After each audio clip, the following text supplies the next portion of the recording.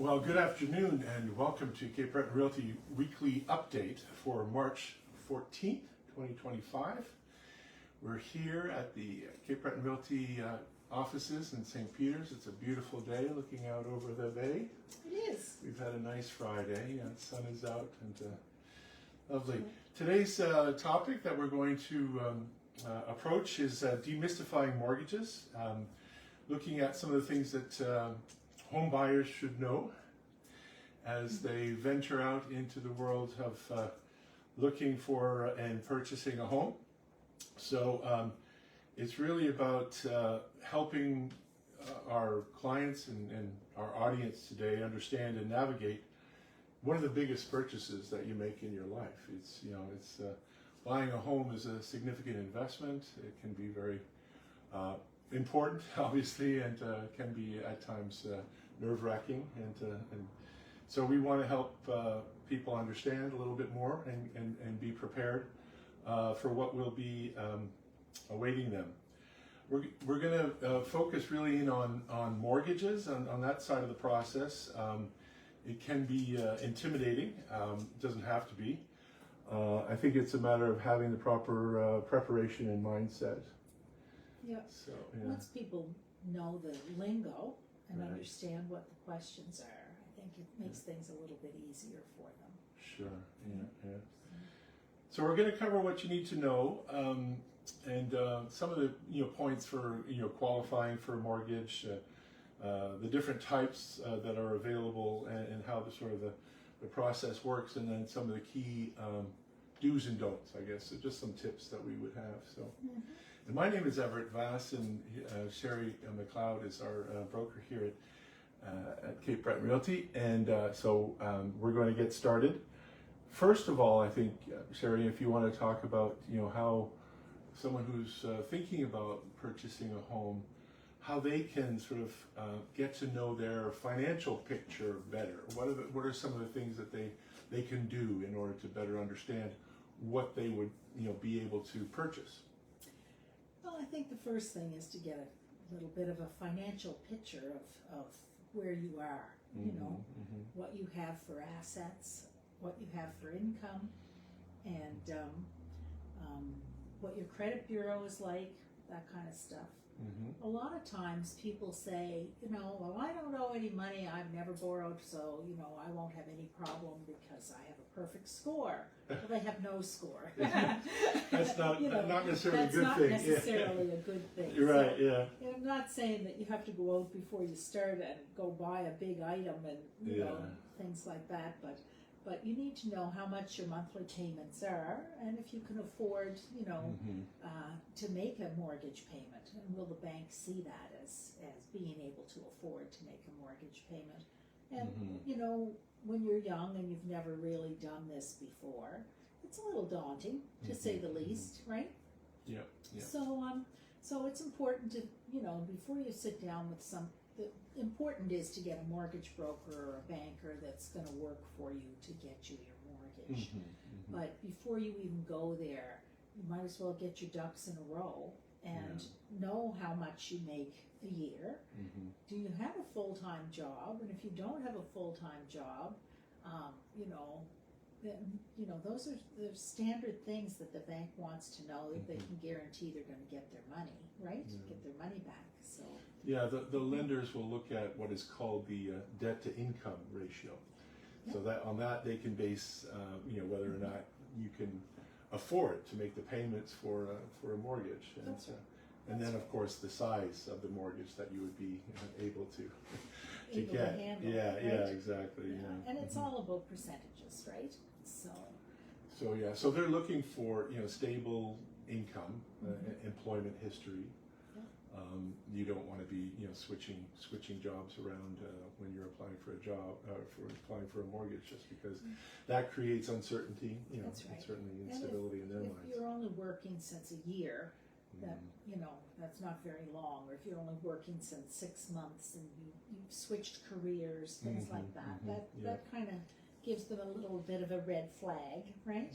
Unless you're a new doctor or something, they're pretty finicky about those things. Yeah. So if you're self-employed, then they want you to be self-employed and have 2 or 3 years of good revenue to Yeah. make them feel comfortable with everything, right? And they're not just going to look at income as well. They're going to look at savings. Yep. As a, because you're going to have to come up with some kind of a down payment, or Yeah, they getting want that. you to have at least 5% if you're a first-time buyer, and if you're going through CMHC, then you have to qualify and meet all their criteria as well. CMHC or GE, CMHC is the more common one, Right. and there are government programs out there, but basically, you need to get through CMHC one way or the other, right? So. They'll also look at, and this is something that to bear in mind in terms of the money that would be available to you in the event of a purchase, is any RRSPs that you have. Yeah, and you can Or, borrow from them. Yeah, you can borrow against those, and also if a gift from the family would be available to you, that's also something that you can bring into the equation here to satisfy whatever. Yeah. Yeah, that's right. So, sorry, go ahead. Sometimes when you're a first-time buyer, or you don't have a whole lot of credit established previously, then they will consider taking a co-signer in as well. Right? As a So, guarantor. as a sort of, guarantor. Yeah. Exactly. Yeah. And tell us about, there's two terms that we hear oftentimes, the difference between a pre-approval and a pre-qualification when it comes to a mortgage. Those are, Yeah, people never really understand the difference between the two. Right. One of them means your numbers work. You make enough money, so it should all work. But they haven't run your credit bureau, and they might ask you a couple of simple questions like, well, how long have you worked there? How much money do you make? You have a car payment and do you have a Visa card payment? They forgot to ask if there was, student loan payments and things on top of that. And so they only take into account a portion of the things. People don't know what they don't know, so they don't give the information, and they simply walk out of there saying, oh gosh, it's going to work. Yeah. Great, I'm pre-qualified, but they're pre-qualified, but they're not approved. Right. So paperwork needs to be submitted to get approval. Right, and that's the thing. I mean, pre-qualification, basically it's a very rough estimate, and it's based on self-reported information. That's right. Whereas the pre-approval, really, it takes a seller, to do the credit check and to do the various, income tax, looking at your income tax, as well as positively identifying you using some form of government, photo ID, to make sure that you're the person that you're claiming you are, things like that. So it's a much more, stringent, process, or at least a more demanding examination. Something that I saw lots and lots of times is, they're pre-approved. They're not pre-approved. They're pre-qualified. They make enough money. It's a non-issue. We can easily swing that. But when it comes time to bring in the paperwork saying that they paid their income tax last year, and then they find out, but they owe all this money in their income tax, or they haven't filed for 3 years, right? Yeah. Oh, minor technicality. That could be problematic. Without that, the bank is not going to say yes, Right. And CMHC is not going to say yes. So that's where a lot of people, get confused with their pre-approval and their pre-qualified. Yeah. Right? Yeah. So that's good. That's good to know the difference. Yeah. And sometimes it's, they haven't run their credit bureau and they didn't pay their TELUS bill when they were 17, and it's still on their credit bureau because they're It's a black, 21 it's a black and mark it's still on the there, record. and they have that's going to chase them until it might be a $30 payment, but it'll bring their their rate way down, and it can mean that $30 that they didn't pay 4 years ago is meaning they can't buy a house today. So, kind of good to get your ducks in a row before you go. Just be mindful of that and take any measures to, expunge any previous credit problems, if you can. But important is too, not to run your credit bureau too often, right? If you go to get insurance for your car, they may run your credit bureau. When you go to buy a car, they're going to run a credit bureau. A lot of people buy a house and a car in the same year. Stats show the numbers are astronomical to do that, right? More than half of the people that buy a house will also buy a car in the same year. Well, don't buy your car until after you own your house. And I don't mean after you have an accepted offer. Right. Wait until you actually move in and then go buy your car. Because that's gonna ding your credit as well. Yeah. The more times that your credit is checked, also that raises all kinds of red flags, with lenders. You got it. You got it. So if you're buying brand new appliances and you get 6 months interest free and you don't have to make a payment for so long, they went through your credit bureau. It's on your credit bureau when the day before closing. The bank runs your credit bureau again and says, oops, look at that, you no longer qualify. Sorry. And so once you're approved, there are some choices that you need to make in terms of the type of mortgage that you want based on, how much, how long, all these things. What can you tell us about that? So there's different types, yes. You can get a fixed mortgage and a variable mortgage. So the interest rate is what's variable, right? So it goes up and down based on prime, basically. The payment generally will stay the same. Most banks make it that way.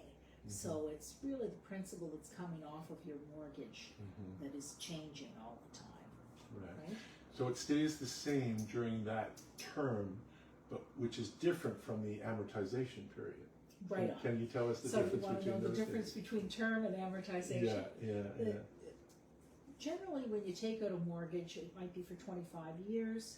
It might be for 30 years. They have different ones now. But we'll make that stop. Sorry about that. So it's held to be popular.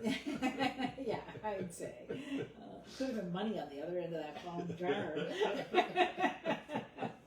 Kills me that I didn't get that one.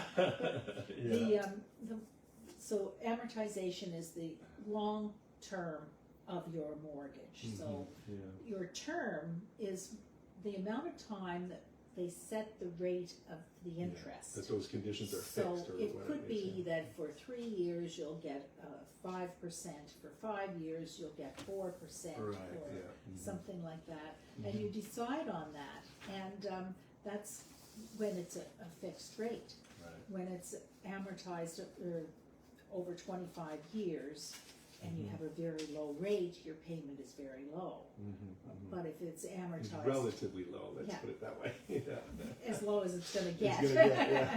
And so when you do it that way, if it's a variable mortgage, once your rate is set, you might end up owing just as much at the end if the interest rates go up while you're in the middle of your term. And so there's good and bad to that. If you expect that the rates are going to be coming down, then it's not a bad thing at all. It's a good thing, But you have to really keep an eye and know what to expect from the market, right? So.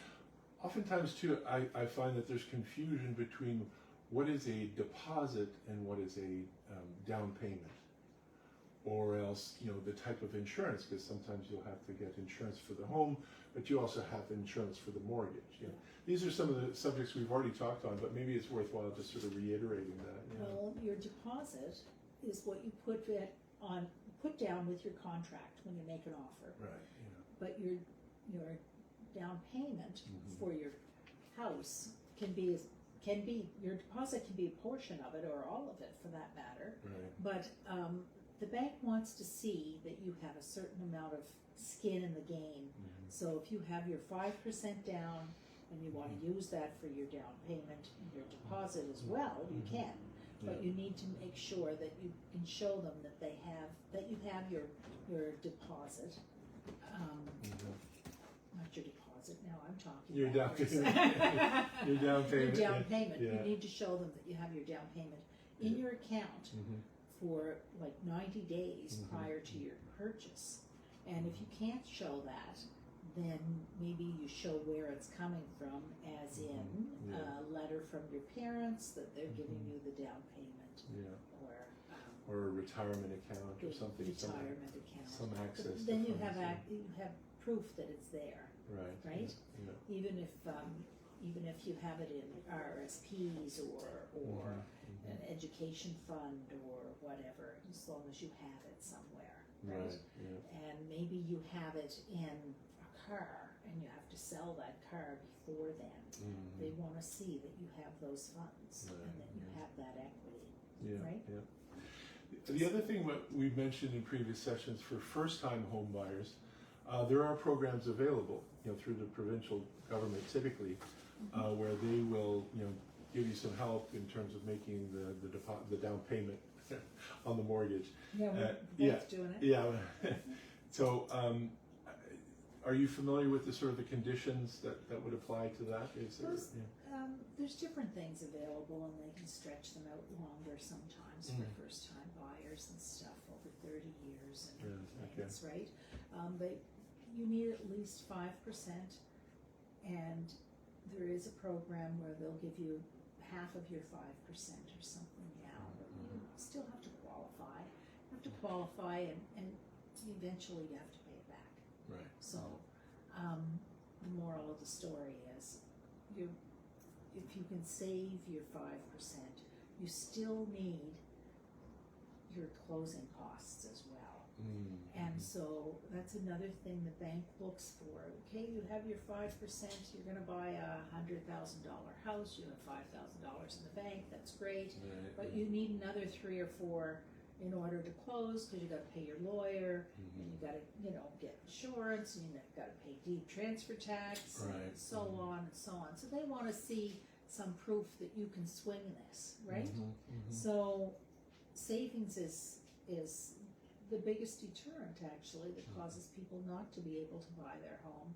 So back to the very beginning, your financial picture, even if you're able to qualify to borrow the additional money or half of your down payment, you still need more than that, right? So you need to keep that in mind, because you need to be able to pay, 1.5% deed transfer tax, plus your legal fees, plus adjustments for taxes and adjustments for, we've gone through all of that before. Right. Yeah. Those are things that, you really want to know. Yeah. You asked me about amortization and about term, Yeah. and then you had asked about insurance. Right. So one of the things that most lawyers look for is for you to buy title insurance, Right.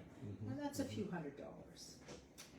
One of the things a mortgage requires is that you have homeowner's insurance. So if the house burns, the bank will get paid, Right. right? Yeah.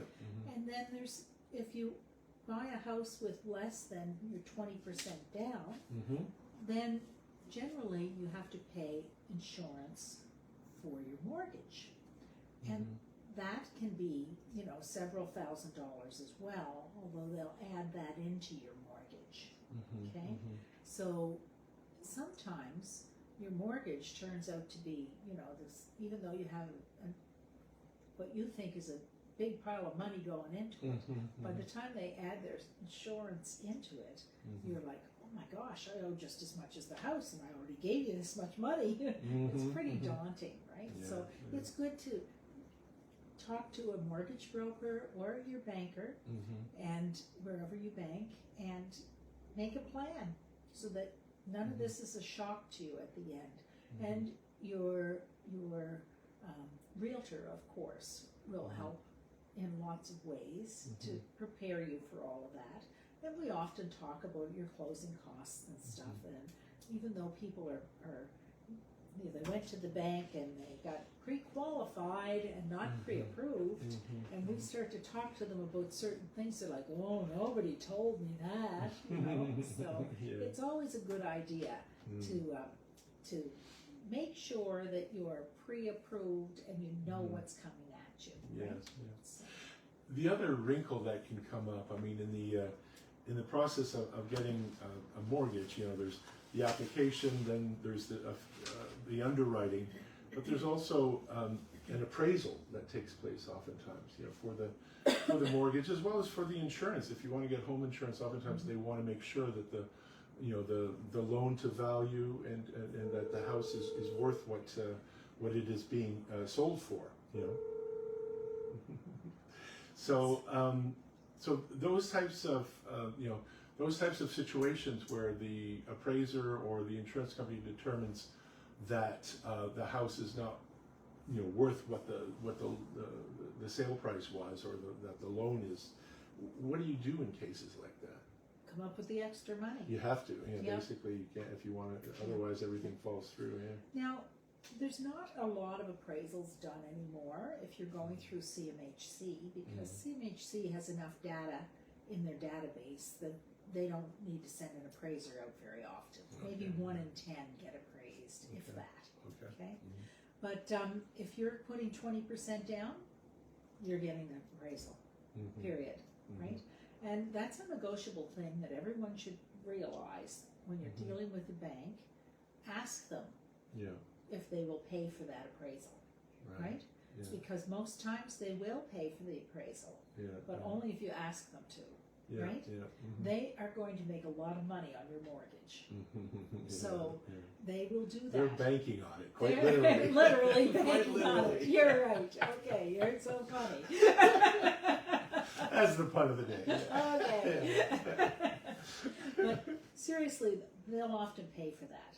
So that's something that, you know, and when you go to the bank and you're getting your mortgage, you know you have your money, you're going to qualify.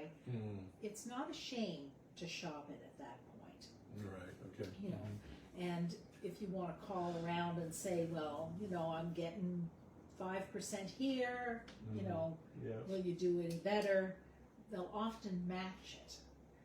Okay, if you call and say, what's the best rate I can get? I've already been approved elsewhere. I'm just wondering, you know, what you would give me for a 5-year term. That's the most common term. For a 5-year term with 25-year amortizing, and, you know, this much down, going through CMHC or not, right? And they'll generally give you a rate, and if your other rate is lower, then you simply say, well, no, thank you, I'm not interested because I can do way better somewhere else. Right. And you'll be shocked at how quick they will move a lot, right? So that's, you know, that's, bankers are worse than car salesmen. Way worse than car salesmen. Yeah. So beyond the financial conditions that must be met and satisfied, there's also some, you know, we've had the experience of where, say, the bank will go back to the inspection report to make sure that the, you know, the water quality is there, because they. One of the things generally on a mortgage is to have a water test if you're in a rural area. You'll ask that, right? But you do not take your inspection report to the bank. No. That's not for them. That's for you. It's not for the insurance company. It's for you. Right. And it's not written in such a way that it should be brought to any of them. No. Okay? Because it's written in such a way that you know what to expect going forward. Right. And this is the worst scenario, that you might have to replace those windows in 5 years. But if the bank reads that, they see it as, ooh, we're going to be getting into all kinds of repairs. We don't know if they have that money. You're just making all kinds of questions that you don't uncertainties, yeah. need. You don't But need they that. definitely will want to see the report from the water, for the water. A Yeah. simple water test Yeah. from the hospital that Yeah. tests for coliform and fecal coliform. Right, That's exactly. all yeah. they're asking for. Mhm. And lots of times your title insurance will cover that instead of having to do it. Mhm, Okay? mhm. So different title insurance companies cover different things. Right. And so quite frankly, we went years that we weren't even doing water tests because the title insurance companies were covering that off. Mhm. Okay. Okay? And we've also touched on here in terms of the closing. Once you're sort of clear to close, here at least in Canada, versus in the U.S., you can actually sign all the papers that you need for closing and the transfer of the deed before the closing date. It doesn't have to be on the very closing date. So it makes it easier, sort of less stressful as well. Mhm. So that the closing date is really just about the walkthrough, doing the walkthrough, and then the buyer, saying to their lawyer that the house is satisfactory. They can release the money. Yep. The lawyer can release the money, and then once it's received by the seller's lawyer, then you can transfer the keys. Mhm. Basically, that's it's a very simple. It's it's not terribly stressful, although sometimes just waiting is the stress. That's right. That's right. Generally, Yeah. a week before the close, Mhm. the bank is going to issue the mortgage instructions to the lawyer. Right. And before that happens, the bank will have had you in to sign the paperwork Mhm. that says that you're going to take this mortgage. Mhm. They prepare the paperwork then that goes to the lawyer, which is the formal document that gets registered at the Registry of Deeds. Right. And you go to the lawyer's office or you sign it, whether you're at the lawyer's office or doing it on a Zoom call Yeah, I was or going to say whatever you can now do it nowadays. over Zoom. Since COVID. Yeah. Yeah, and sometimes the money for the mortgage Mhm. will go to, from the mortgage, will go with the paperwork in a Mhm. draft to the lawyer, and other times the lawyer has to draw that money out after it's been signed and all the conditions are met, right? Mhm. So one of the conditions are to ensure that they have their down payment and everything there, they have to bring it into the lawyer, Mhm. and another is to prove they have insurance on the home, that it's Right. not gonna burn. Right. Mhm. And the lawyer verifies the title and Mhm. insures the title to the bank. Mhm. And part of that generally includes your title insurance, right? Mhm. But a covenant for the mortgage is to ensure that it is insured, right? Mhm. So you need proof of that Mhm. for your lawyer prior to closing. Right. So in our Mhm. agreement of purchase and sale, we generally have an insurance clause, and that's why we have it. Mhm. So we want the insurance company to send a letter to the lawyer's office verifying that they're going to insure the house. Yeah. That's what that's all about, okay? Mhm. So the closing day may not be the day you sign your mortgage with your lawyer, but all the Mhm. money has to be in place in order for the lawyer to take that money and get it to the seller's lawyer, right? Mhm. Mhm. So people sometimes they think, well, when do I have to pay that? Can't I pay it next week? No, Right. you want to close tomorrow. You Yeah. better get that money in there like today, because Yeah, it's got to yeah. go from you to there, Yeah. and you want to get in that house before 10 o'clock tomorrow night, right? Right, Yeah. Mhm. And the buyer's insurance has to be in place the Yep. day of closing. Yes. Yeah. And so there is an overlap between the seller's insurance and the buyer's insurance, usually the day of closing. That's right. The other thing that comes up, obviously, is the transfer of accounts, like the Nova Scotia Power account, or the the internet, or the fuel Fuel, account, yeah. things like that. Mhm. They have to be transferred, and typically that's not the bank that's going to help you doing that. It's the realtor Yep. that can help you do that, Yep. or at least give you Yeah, guidance and help you guidance. navigate that. Yeah. I guess we can't actually do it because you can't talk to the Nova Scotia Power on behalf of someone else. They No, need to yeah. speak to whomever. They need to do their credit checks and things like that as well. Right. But but we certainly will provide you with all the details and remind you how to do, you know, this is what you need to do. You need to go home and call Nova Scotia Power today, right? And if you want to have cable tomorrow, you better get that, you know, organized. If you haven't called yet, you're probably not going to have it, right? You should have done that a week ago when I asked you the first 3 times, right?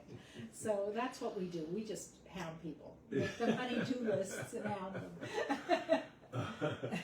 And because a lot of the properties that we also represent are seasonal, oftentimes there's a caretaker, you know, associated with the property or something. That's also sort of, there's a handoff there that has to take place, and however that sort of the payment of that individual works to for the new homeowner. Well, if the new homeowner is going to have a caretaker and use the same one or not, they may have their own, right?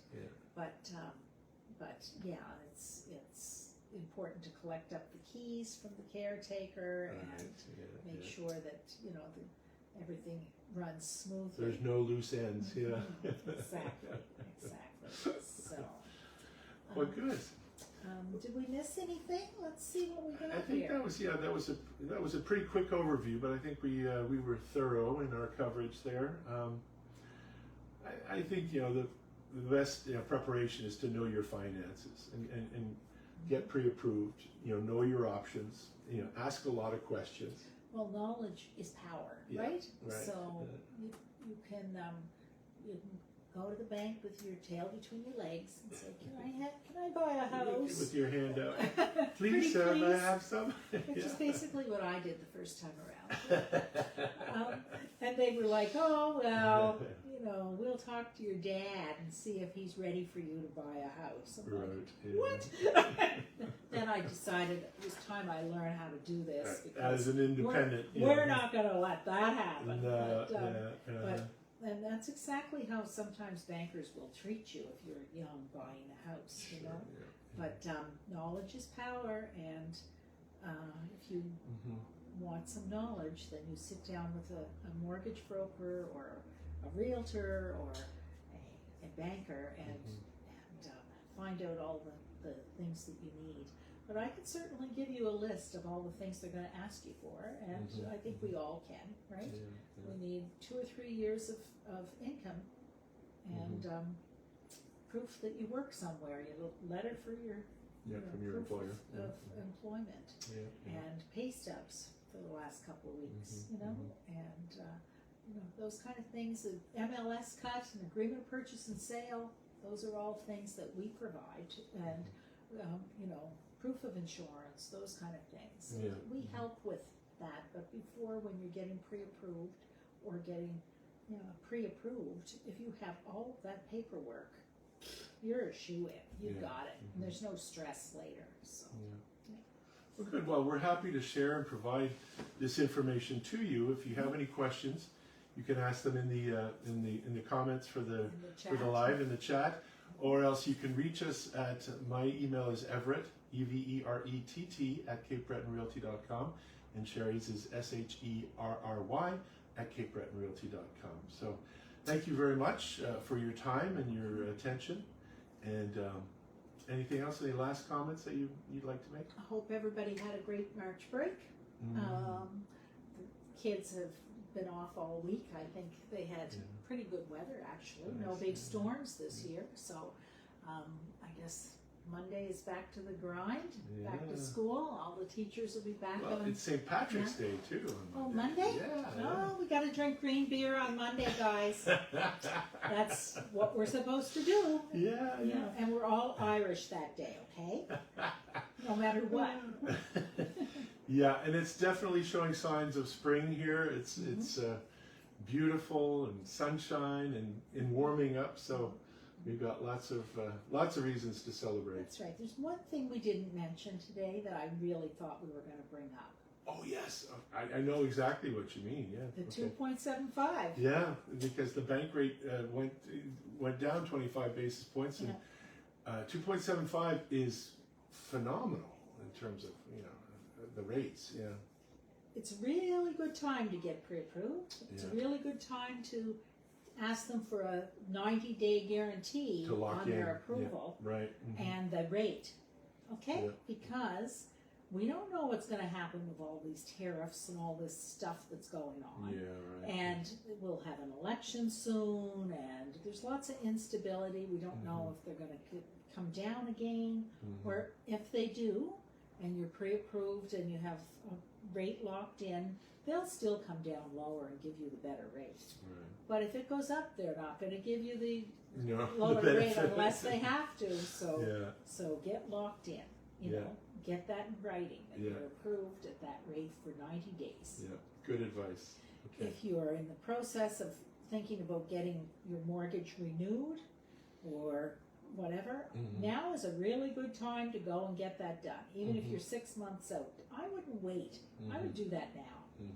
Simply because, you know, the rates are going to be lower now than they might be in 6 months or you know, or even 3 months from now, right? So Good that's advice. Yeah. that's my The tip of the day. my years of wisdom. I think I'm right. Okay, well, we'll right. drink to a happy weekend here. Oh, Good my ice is weekend. gone. Cheers. Slanche. Cheers. Enjoy. Thank you for your attention. All right. Have a good weekend. Yes, indeed.